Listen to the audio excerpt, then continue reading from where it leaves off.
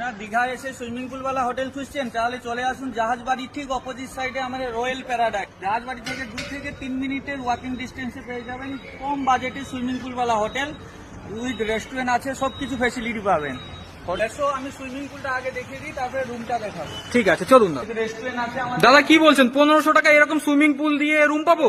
অবশ্যই 1500 টাকায় পাবো? 100 টাকায় পাবেন। কোথায় এটা? নিউ দীঘায়? এটাও নিউ দীঘায় জাহাজবাড়ি অপোজিট সাইডে royal paradise hotel. Royal paradise, ওই যে লেখা রয়েছে রয়্যাল প্যারাডাইস, এই কিন্তু সুইমিং পুল। দাদা এখানে ওই রাত্রেবেলা সন্ধ্যাবেলা একটু এরকম ব্যবস্থা হয়? সন্ধ্যাবেলায় আপনারা এখানে এনজয় করতে পারবেন, মকটেল কাউন্টার আছে। ও মকটেল, আচ্ছা ওখানে মকটেল কাউন্টার রয়েছে।